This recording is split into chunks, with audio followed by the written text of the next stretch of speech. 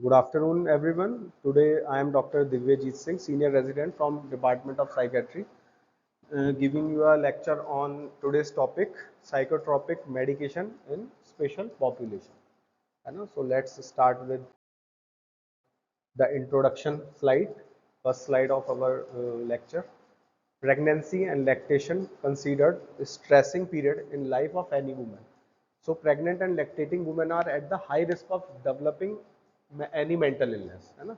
According to the WHO, prevalence of mental illness among pregnant women is about 10% and about 30% among women in postpartum period. है ना? That is postpartum period, that is after pregnancy period. है ना? In developing countries like India, है ना, Asian countries, है ना, in these countries even higher, like 15.6% during pregnancy and 19.8% after a childbirth, means postpartum period. Now depression, anxiety and psychosis, all these are mental illness, and other mental illness can affect pregnant and lactating mothers.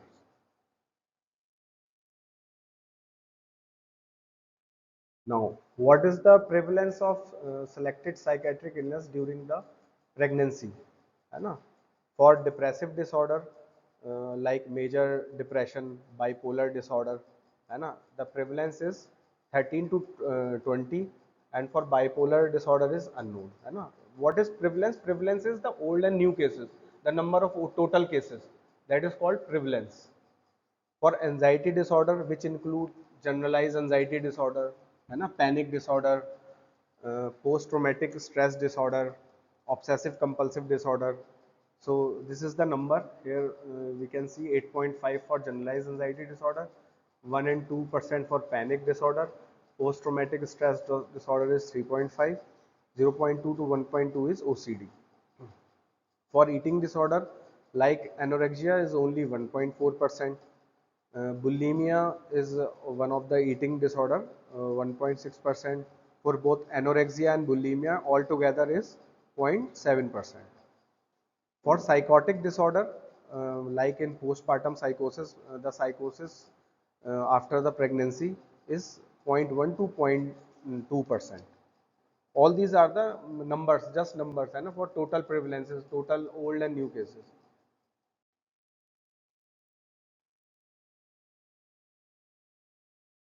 Now who is at the risk, है ना, risk पे कौन कौन है इसमें?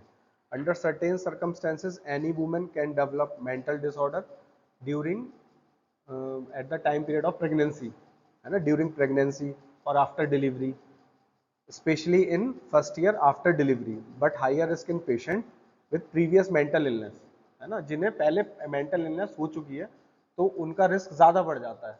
जिन्हें कभी नहीं हुई उन पे तो इतना रिस्क नहीं रहेगा ना. जिन्हें पहले हो चुकी है और वो प्रेग्नेंट भी हैं तो उनमें ज़्यादा चांसेस होंगे कि भाई इस लेडी को दोबारा भी चांसेस हैं. तो those at high risk. 70% of women with history of recurrent major depression will relapse during pregnancy. जिन्हें पहले हो चुका है उनके ज़्यादा चांसेस हो जाते हैं, 70% चांसेस, है ना. 50% women with untreated bipolar disorder will develop an episode in pregnancy. Bipolar disorder is type of mood disorder, है ना, जिसमें मेनिया और डिप्रेशन होता है. तो इसमें भी 60-50% चांसेस होते हैं.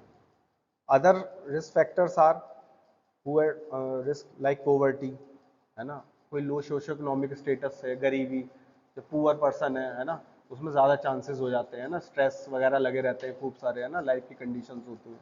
एक्सट्रीम स्ट्रेसफुल कंडीशन, तो पता ही है तुम लोगों को, स्ट्रेस से ज़्यादा तो बढ़िया पता नहीं होगा स्ट्रेस क्या चीज़ होती है ना. स्ट्रेस से ही सारी मेंटल इलनेस बनती हैं. Exposure to violence, domestic, sexual, किसी के घर में इंटरपर्सनल कॉन्फ्लिक्ट चल रहे हो, लड़ाई झगड़ा चलता हो, तो ऐसी जगह में मेंटल इलनेस होने के चांसेस ज़्यादा होते हैं ना. डिप्रेशन, एंजाइटी, है ना. सेक्सुअल कोई अब्यूज़ हो जाए, है ना, तो उसमें ज़्यादा चांसेस होंगे. लो सोशल सपोर्ट हो, है ना, पुअर फैमिली सपोर्ट है. Now mental illness and drug, which is more serious. Once the patient diagnosed to have mental illness, we have to choose between one of the two decisions. First, continue without medication, and this may expose the patient and the baby to a certain risk, है ना. And second one is start medication, and this may expose the baby too. तो सम risk है। तो दोनों ही decision में हमारे पास risk है। अगर हम दवाई ना स्टार्ट करें तो भैया मदर को रिस्क है, दवाई स्टार्ट कर दें तो बच्चे को रिस्क है ना। तो ये थोड़ा सा हमें कंसीडर करके चलना है। So what is the decision that we should taken. Now, effect of untreated mental disorder during pregnancy and lactation on mother and baby, है ना। इसका मतलब ये हो कि अगर हम ना दें, मेंटल डिसऑर्डर में ट्रीटमेंट ना दें तो क्या होगा, है ना। The mother may become unable to live normally, loss of interest, है ना, self neglect, poor appetite, sleep, in psychosis, she loses her touch with reality and become unable to care herself and her baby. All these are the clinical manifestation of mental disorder during pregnancy if patient have been untreated. The risk of suicide is also consideration, and in psychotic illness the risk of infanticide, though rare, must be taken into the consideration, है ना। अगर हम दवाई नहीं देंगे तो कई बार psychotic condition में ऐसा हो जाता है कि माँ अपने बच्चे को भी हार्म पहुंचा देती है उसमें, है ना। तो इसलिए ज़रूरी हो जाता है। Babies during pregnancy are at high risk for underdevelopment and low birth weight, stillbirth and preterm labor, है ना। तो प्रेगनेंसी के टाइम में ऐसी चीज़ें हो सकती है ड्यूरिंग प्रेगनेंसी, अगर if we are not giving the treatment.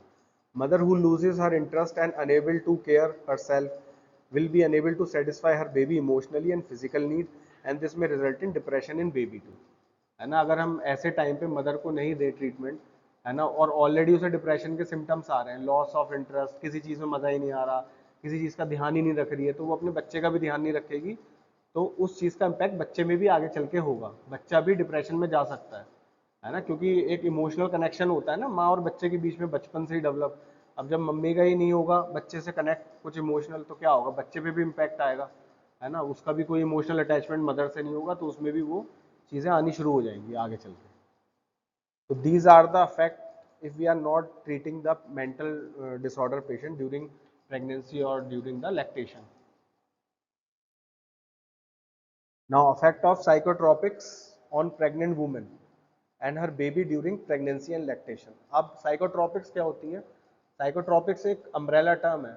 Psychotropics का confuse नहीं होना, psychotropics का मतलब होता है जो ड्रग साइकेट्री में दी जाती है ना, वो psychotropics बोल देते हैं उसे शॉर्ट लैंग्वेज में, psychotropics। तो what do you think about effect on mother and what do you think about the effect on baby? ये दो ही चीज़ें दिमाग में आती है जब हम कोई psychotropic चलाएंगे, कि उसके इफेक्ट मदर पे क्या होंगे और बच्चे पे क्या होंगे। हम स्पेशल पॉपुलेशन के बारे में तो पढ़ रहे हैं ना। तो आंसर ये है positive effect on mother and positive effect on baby, but the drugs may have side effects on the baby as follow, है ना। पॉजिटिव इफेक्ट तो होंगे ही, बट थोड़े बहुत कुछ साइड इफेक्ट भी उसके हो सकते हैं। Now, what are the side effects? Now, effects of psychotropics during pregnancy and after birth on mother and in infant, ठीक है। नाउ कंजेनाइटल इफेक्ट्स क्या हो सकते हैं, है ना। कंजेनाइटल इफेक्ट्स क्या होते हैं जो अगर ड्यूरिंग प्रेगनेंसी, है ना, जैसे फर्स्ट ट्राइमेस्टर चल रहा है ना, सेकंड ट्राइमेस्टर चल रहा है, शुरू के 3 महीने या उसके बाद के 3 महीने में अगर वो कोई दवाई हम देते हैं, अगर उसे कोई मेंटल डिसऑर्डर है और we are giving a psychotropics, psychiatric medication, तो क्या हो सकता है बच्चे को पेट में। तो फर्स्ट ट्राइमेस्टर में अगर कोई भी साइकोट्रोपिक चल रही है तो हार्ट डिफेक्ट्स हो सकते हैं, है ना। मेनली वॉल सेप्टम के, है ना, ये सब डिफेक्ट्स हो सकते हैं। एप्स्टीन एनोमली हो सकती है, भी हार्ट की काफ़ी बड़ी एनोमली है। ट्राइकस्पिड वॉल डिफेक्ट हो सकता है, एनेनकेफेली हो सकती है। एब्डोमिनल वॉल डिफेक्ट्स हो सकते हैं कि बच्चे की एब्डोमिनल वॉल ही ना बने, बच्चे का सिर ही नहीं बन पाया, है ना, ये सब चीज़ें हो सकती हैं। स्पाइनल डिफेक्ट्स हो सकते हैं, रीढ़ की हड्डी में इतना बड़ा वो वैसी बन जाती है ना, स्पाइना बिफिडा, देखी होगी आप लोगों ने वैसे फोटोज वगैरह में, such as spina bifida, folic acid intake prior to the conception and during first trimester to reduce the risk। इसलिए प्रेग्नेंट वुमेन में फॉलिक एसिड इसलिए तो दिया जाता है, फॉलिक एसिड क्यों बोलते हैं, इसलिए दिया जाता है कि कोई कंजेनाइटल डिफेक्ट्स ना आए, अगर कोई चांसेस बढ़ रहे हैं ज़्यादा। तो एसएसआरआई ड्रग्स कौन सी है, SSRI, selective serotonin reuptake inhibitor और लिथियम, है ना, ये एग्जाम्पल्स दे रखा है ना, एसएसआरआई और लिथियम। अब इसमें काफ़ी सारी ड्रग आ जाती है। And there is a one anomaly called cleft lip. Cleft lip आपने देखा होगा कुछ बच्चों के यहाँ पे होठ पे वैसा रहता है ना कट, तो वो क्लेफ्ट लिप होती है। तो वो होती है ज़्यादातर बेंजोडाइजेपिन से, जो नींद वाली ड्रग होती है ना, जो हम सेडेशन के लिए यूज़ करते हैं पेशेंट में, तो ये उससे होती है ना, उसका साइड इफेक्ट है। नाउ ये तो हो गए कंजेनाइटल इफेक्ट्स जो बाई बर्थ से होंगे, है ना। अब न्यूरोलॉजिकल साइड इफेक्ट क्या होंगे? एक्स्ट्रा पेरिमिडल साइड इफेक्ट्स होते हैं, है ना, जिसमें जो एंटीसाइकोटिक से ज़्यादा होते हैं। These are also a psychiatric medication like withdrawal symptoms हो जाएंगे आफ्टर डिलीवरी के बाद, है ना, which is very in severity with some being self limited and other required ICU support and prolong hospitalisation, है ना। फ्लॉपी इन्फेंट सिंड्रोम भी इसमें हो जाता है, जो मदर लंबे समय तक बेंजोस पे होती है ना, सडेटिंग वाली ड्रग पे, तो उनके बच्चे ना फ्लॉपी चाइल्ड बोल देते हैं, फ्लॉपी इन्फेंट, मतलब वैसे लिथार्जिक से बिल्कुल गिरे पड़े, कुछ मूवमेंट ही नहीं हो रहे, है ना। फ्लॉपी का मतलब यही होता है ना इंग्लिश में, वो गिरा पड़ा, तो ऐसे बच्चे ज़्यादातर उसमें साइड इफेक्ट होता है। रेस्पिरेटरी साइड इफेक्ट क्या होते हैं? एसएसआरआई के जो साइकेट्रिक मेडिकेशन है, इन थर्ड ट्राइमेस्टर में cause persistent pulmonary hypotension of newborn, तो ये पल्मोनरी हाइपोटेंशन कर सकता है न्यूबॉर्न में। कॉग्निटिव साइड इफेक्ट क्या होते हैं? लो कॉग्निटिव टेस्ट स्कोर, है ना, ये ज़्यादातर होते हैं सोडियम वॉल्प्रेट से। तो ये दोनों के हमने बता दिए, प्रेग्नेंट लेडी के और बच्चे में क्या क्या साइड इफेक्ट्स हो सकते हैं, है ना, when they are on psychotropic medication. Cognitive side effects वो होते हैं जैसे कॉन्सेंट्रेशन, मेमोरी लॉस, फॉरगेटफुलनेस, ध्यान ना लगना, तो इसे बोलते हैं कॉग्निटिव साइड इफेक्ट्स।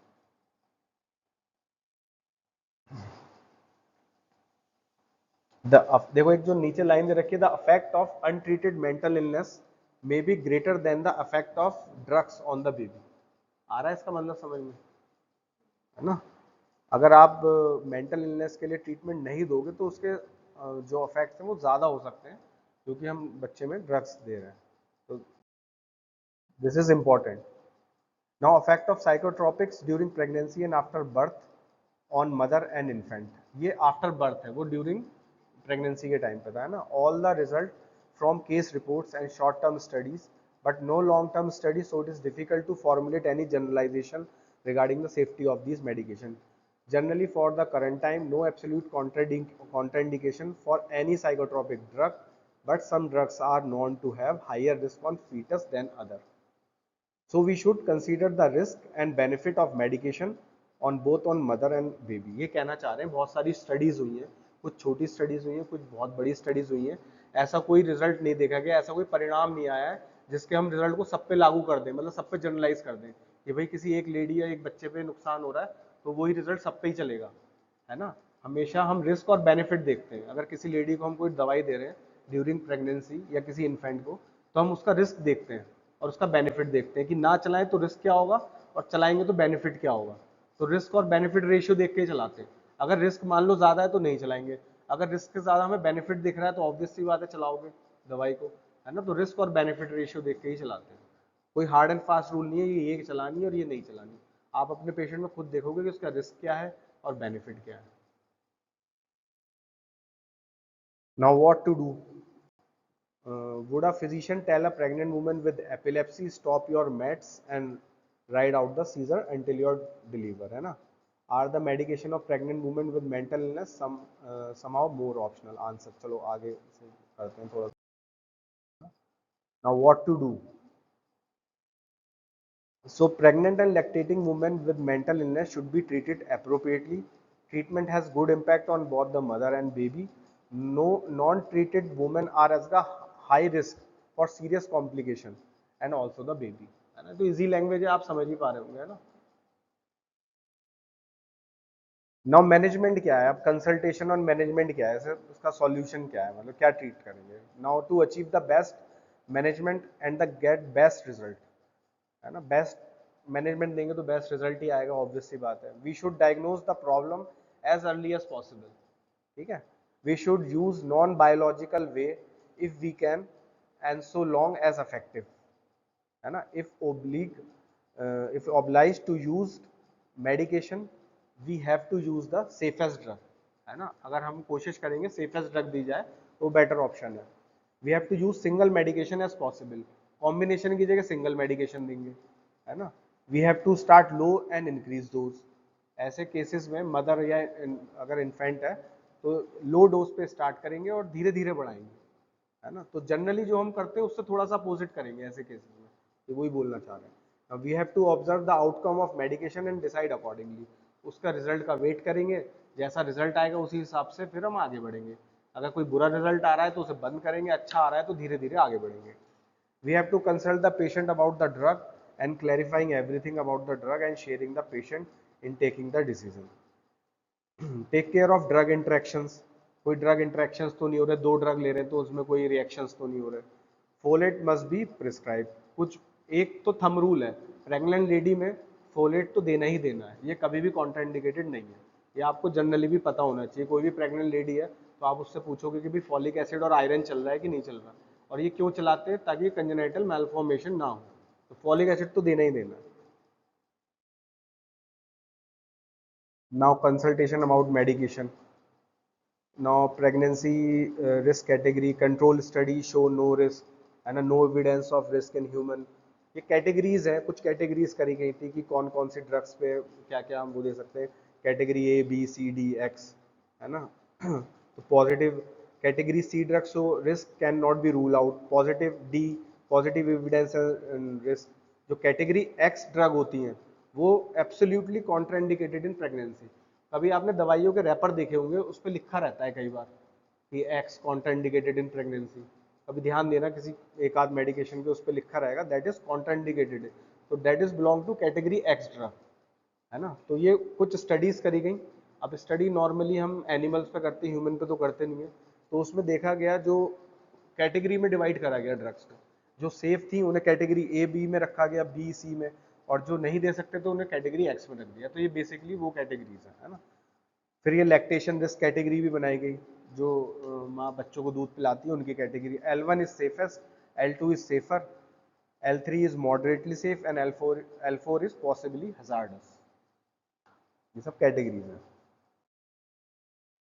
ना anti depressant medication amitriptyline affect in pregnancy is category D drug. जो हमने कैटेगरी यहाँ पढ़ी थी ना, पीछे भी जाता है।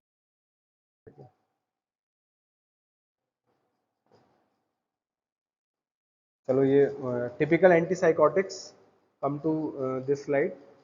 टिपिकल एंटीसाइकोटिक्स में कौन सी आती है, हेलोपेरिडोल, है ना। Affect in pregnancy is category C drug, तो this is comes in category C drug in pregnancy and lactation में L2 पे आती है। जो L2 क्या थी, सेफर, है ना, सेफर, है ना। तो ये उस कैटेगरी को दे दी है। तो सी और इससे कंफ्यूज मत होना, ये कैटेगरीज दिखाई गई है ना।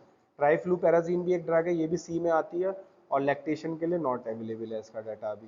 क्लोरप्रोमाजीन सी में आती है और L3 में आती है। परफेनाजीन सी में आती है, Na है इसका। पीमोजाइट सी में और L4। पीमोजाइट तो मतलब देनी ही नहीं है, ये तो हजार्डस है ना, कॉन्ट्राइंडिकेटेड है ना, लैक्टेटिंग वुमेन में। फ्लूफेनाजीन सी में है और L3 में है। थियोरिडाजोन वाली भी नहीं देनी है, L4 में आ गई है, नहीं देनी है। Haloperidol safest during pregnancy and lactation. एक ये हेलोपेरिडोल जो है ना, मोस्ट कॉमनली हमने ऊपर भी पढ़ा ना, haloperidol comes in C category and in lactation L2 में आ रही है, मतलब सेफ है। तो and this is also a very safest drug और most commonly used in psychiatric emergency और ओपीडी में हेलोपेरिडोल जो है हम बहुत यूज करते हैं। तो ये we can give in pregnancy and lactation. Now, what are the atypical antipsychotics? है ना, those are typical. This is atypical antipsychotics. तो olanzapine comes in category C drugs, lactation में L2 आती है। risperidone भी C में आती है और ये L3 में आती है। aripiprazole C में आती है, ये L3 में आती है। clozapine B में आती है, category B में for pregnant lady and L3। qutipine and ziprasidone, ziprasidone is category C and lactation में L4 and qutipine भी L4। It is not safe। In lactation की बात चल रही है ना, but in affect in pregnancy में quetiapine is safe, category C is safe, है ना। क्यूटीपिन हम देते हैं प्रेगनेंसी में। Olanzapine and clozapine safest during pregnancy and lactation. Although इन्होंने दे रखा है clozapine and olanzapine is safest during pregnancy and lactation, but कुछ चीजें ऑफ द बुक भी जाके होती है, जैसे मैंने बताया ना, क्यूटीपिन सेफ, तो that is also safe. Mood stabilisers होते हैं तुम्हारे, जो बाइपोलर डिसऑर्डर में दिए जाते हैं, डिप्रेशंस में देते हैं ना, वो क्या होते हैं, carbamazepine, that is come in D category, lactation में सेफ है, L2 है। डाइवेल्प्रेट डी में है, लैक्टेशन में L2 सेफ है। गाबापेंटीन सी में है, लैक्टेशन में सेफ है। लेमोट्रिजीन सी में है, L3 सेफ है। लिथियम डी कैटेगरी में आता है, L3। थोड़ी सी कम सेफ मानी जाएगी। Oxcarbazepine C L3, topiramate C and lactation में L3। तो carbamazepine, Depakine, lithium are unsafe in pregnancy. 3 drug जो होती है अनसेफ होती है प्रेगनेंसी में, है ना। Other safe and all are safe during lactation, but better to avoid lithium during lactation as kidney still immature, है ना। Gabapentin has also been reported to cross the blood into the breast milk at almost the same potential, है ना। तो lithium carbamazepine is unsafe, है ना। Lithium तो देखो नाम से ही लग रहा है ना, लिथियम, लिथियम तो अनसेफ है, नहीं देनी, ना प्रेगनेंसी में देनी ना लैक्टेशन में देनी, बस इतना याद रखो। लिथियम तो हम नॉर्मल पेशेंट में भी देते हैं, तो बहुत नैरो थेरापेटिक इंडेक्स होता है, बहुत ध्यान से देते हैं उसमें, क्योंकि किडनी और थायराइड के लिए थोड़ी सी प्रॉब्लम कर देती है कई बार। बेंजोस में आ जाओ, जो सेडेशन के लिए यूज करते हैं, है ना। Diazepam comes in category D in pregnant lady and lactation में L3, है ना। नॉट दैट सेफ, है ना, मॉडरेट, सेफ्टी जो रिस्क है वो मॉडरेट है। Clonazepam D, lactation D. तो एल्प्राजोलम हो गई, लोराजिपैम हो गई, ब्रोमाजिपैम हो गई, all are comes in pregnant lady category D drug and in lactation L3 and not safe in the first and third trimester, can be used during lactation, although जो लिखा है उसमें effect in pregnancy and lactation safe है, but not safe in first and third trimester, है ना। वैसे भी first और थर्ड ट्राइमेस्टर में कोई भी मेडिकेशन, कोई सी भी हो, चाहे कितनी भी सेफ क्यों ना हो, नहीं दी जाती। सिर्फ साइकेट्री की बात नहीं कर रहा, कोई सी भी मेडिकेशन हो, चाहे मेडिसिन हो या कोई सी भी हो, बट फर्स्ट और थर्ड ट्राइमेस्टर में अवॉइड करते हैं। बेंजोडाइजेपिन फॉर इंसोम्निया, जो नींद के लिए देते हैं, फ्लूराजिपैम, ट्रायाजोलैम, these are not safe during pregnancy and but can be used in lactation। X आ गया ना, देखो कैटेगरी एक्स, तो category X are absolutely contraindicated, but L3 comes in moderate safety, L2 तो सेफर है ही। Now sedative, hypnotic और anti anxiety drugs, medication हो गई clonidine, affect in pregnancy comes in category C, lactation में moderate L3, buspirone comes use for anxiety, used in B, affect इसका comes in category B, and for lactation comes in moderate। Hydroxyzine we are not okay, चलो आगे पढ़ते हैं। Propanol comes in category C and lactation is L2। Zolpidem most commonly used for insomnia and psychiatric medication, so it comes in category B in pregnant lady and lactation में L3, so it can be given but not in first and third trimester। Medication for side effects, अब side effects आएंगे तो क्या दें, अभी तक हम यही तो बात कर रहे हैं, साइड इफेक्ट आ जाएंगे, साइड इफेक्ट आ जाएंगे, तो देना क्या है साइड इफेक्ट में फिर, है ना। तो ये सब देना है मेडिकेशन, प्रोसाइक्लिडीन दे सकते हो, बट इसके भी इफेक्ट है प्रेगनेंसी और लैक्टेशन में, है ना। प्रेगनेंसी और लैक्टेशन में तो ये दवाई भी ध्यान से देनी है। बहुत ज़्यादा साइड इफेक्ट आते हैं तो सोचते हैं, अदरवाइज हम नहीं देते, बट ये इसमें लिटरेचर में मैं आपको पढ़ाने के लिए पढ़ा देता हूँ। It's comes in category C and lactation में L3, benztropine comes in C and L3 और bromocriptine comes in C and L5। तो ये सिर्फ इसमें पढ़ने के लिए है, बाकी साइड इफेक्ट्स में तो हम मेडिकेशन या तो बंद ही कर देते हैं या उसे लो डोज पे ला देंगे, है ना। ये नहीं कि साइड इफेक्ट आ गया तो एक और केमिकल डाल दें, है ना। तो we avoid to give all these kind of medication. Now, summary, pregnancy and lactation summary. Being pregnant and giving birth to a child is an exhausting physical and emotional experience. A woman who has or developed mental illness deserves support, not shaming. है ना? Assess the situation and take decision regarding starting biological treatment or not to, as untreated mental illness may affect mother and baby badly and effect may be greater than possible side effect of drug। Sharing the mother is important, है ना। Mainly क्या है, उसे support देंगे, physical emotional, है ना, सारे supports देंगे, है ना। जो भी ट्रीटमेंट कंसीडर कर सकते हैं वो अब आप बेस्ट ट्रीटमेंट, है ना, प्रेग्नेंट जो और लैक्टेटिंग वुमेन है और आप उसे दोगे, है ना। प्रेगनेंसी एंड लैक्टेशन समरी वो कंटिन्यू है। Avoid medication during pregnancy without good reason, जब तक कोई रीजन ना हो तो अवॉइड करेंगे। If decision to start medication weigh the risk benefit ratio, मैंने बताया था ना, रिस्क और बेनिफिट रेशियो देखेंगे, है ना। Try to choose single drug, the most effective drug single drug देखेंगे और जो मोस्ट इफेक्टिव होगी, है ना, the most effective drug with the lowest possible side effect, and we may start with one drug during pregnancy and replace by another one during lactation. हो सकता है pregnancy में हमें दूसरी ड्रग लेनी पड़ जाए और लैक्टेशन के टाइम में रिस्क बेनिफिट रेशियो देखते हुए हमें कोई दूसरी ड्रग स्टार्ट करनी पड़े। Now patient falls pregnant on medication, do not stop, अगर प्रेग्नेंट हो जाता है पेशेंट, है ना, ऑन ड्यूरिंग मेडिकेशन, तो do not stop medication so long as controlled and there is a risk for relapse if stop, है ना, relapse का रिस्क रहेगा, तो जो चल रही है उसे चलने दो, do not stop. Continue meds at slowest effective dose, ये कर सकते हो उसकी डोज कम कर दो, है ना, स्लोएस्ट पे कर दो, बिल्कुल बंद ना करके, है ना। अर्ली जो अल्ट्रासाउंड एनोमली है आप उन्हें देख सकते हो, है ना, कुछ होगा तो उसमें पता लग जाएगा। और फोलेट सप्लीमेंट तो देना ही देना है ना, तो बता ही दिया है ना, फोलिक एसिड तो चलाना ही है। Some medication need to be stopped shortly before delivery for safety of baby, but medication should be resumed again after delivery for avoiding the relapse of mental illness in mother, है ना। कुछ medication को हम delivery से पहले हमें stop करनी पड़ती है ना, फॉर सेक ऑफ जैसे कि गुड डिलीवरी हो जाए, अच्छे से हो जाए, बट उसके बाद हम दोबारा से स्टार्ट कर देते हैं as soon as baby is deliver, ताकि वो मेंटल इलनेस दोबारा से ना आए। Delivery should be at hospital to manage any possible side effect to the foetus and mother. Delivery को ध्यान रखना है, हमें किसी अच्छे इंस्टीट्यूट में कराना है, होम डिलीवरी नहीं करानी है ना। जो घर पे जैसे गांव वगैरह में ही होती है, आजकल तो कोई होती नहीं है ऐसे, है ना, तो क्योंकि कोई साइड इफेक्ट आ जाए तो वहाँ पे मैनेज हो पाएगी ना, आईसीयू वगैरह होते हैं, एनआईसीयू बच्चों के लिए। For better practice in future we need case reporting, more research and long term studies for better understanding of safety of psychotropic medication exposure in foetus and in neonate, है ना। Now psychotropic medication in children, अब हम बात करेंगे थोड़ा सा children की, है ना। इंडिकेशन, क्लोनिडीन इंडिकेशन क्या है, control of withdrawal symptoms from opioid, torrid syndrome, control of aggressive and hyper active behaviour in children and autism. अब ये बच्चों की बात चल रही है ना, इंडिकेशन क्लोनिडीन जो है देते हैं इन सब बीमारियों में बच्चों को।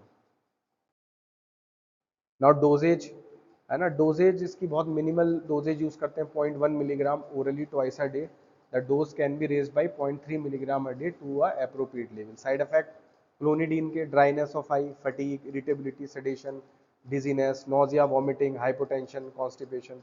कोई भी दवाई होती है नोजिया, वॉमिटिंग, सेडेशन, ये तो कोई भी बता सकता है ना, कॉन्स्टिपेशन, ड्राई माउथ, ये तो होता ही है।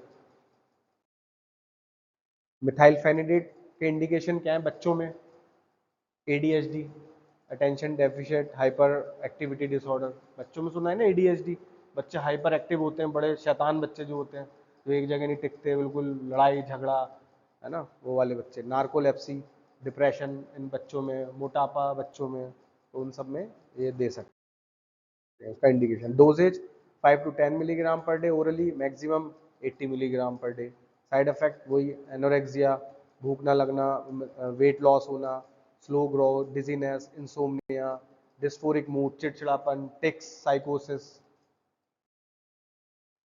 Now psychotropic drugs used in elderly, now this is our last topic, है ना, एल्डरली। अभी तक हमने किन किन की बात कर ली, प्रेग्नेंट की बात कर ली, लैक्टेटिंग मदर की बात कर ली, बच्चों की बात कर ली। नाउ अब आ गए एल्डरली, सीनियर मोस्ट पीपल, सबसे लास्ट में, है ना। Administration of psychotropic medication is potentially hazardous and can result in serious and sometimes fatal consequences for patients of all ages. This is even more evident for high-risk populations such as older adults. Nurses in all practice setting caring for elderly patients should be familiar with this group of medication, their side effect, and their impact of age-related changes on their pharmacodynamics and pharmacokinetics. Careful assessment, close monitoring of potentially serious side effect, and use of non-pharmacological intervention when possible will help prevent potential deleterious and fatal effect on this highly vulnerable group. ये कहना चाह रहे हैं, जो लोग बूढ़े हो जाते हैं तो उनकी बॉडी के जो साइकोडायनेमिक्स और फार्माकोकाइनेटिक होती है वो चेंज हो जाती है ना। भाई जब आदमी बूढ़ा हो जाएगा तो ड्रग भी स्लो रेट से एब्जॉर्ब होगी, है ना, स्लो रेट से किडनी से बाहर निकलेगी, है ना, सारी चीज़ें स्लो ही होंगी, है ना, तो ड्रग का इफेक्ट भी बहुत लेट आएगा। तो ऐसे में क्या होते हैं, ड्रग्स ज़्यादा एक्यूमुलेट हो सकती है बॉडी में बुढ़ापे में, तो ड्रग्स के साइड इफेक्ट के चांसेस बढ़ जाते हैं, है ना। तो इसलिए ओल्ड एज में जो भी हॉस्पिटल में सेटअप है उसमें बहुत ध्यान से देना चाहिए और हो सके तो हम कोई नॉन फार्मेकोलॉजिकल इंटरवेंशन दे सकें अगर उसकी जगह, तो हमें पहले वो एडमिनिस्टर करना चाहिए, है ना। तो इन पॉपुलेशन में भी सोच समझ के दे दिए, है ना, क्योंकि बॉडी में चेंजेस आ जाते हैं काफ़ी, है ना। तो ये भी एक वनरेबल ग्रुप है, एल्डरली ग्रुप। Thank you.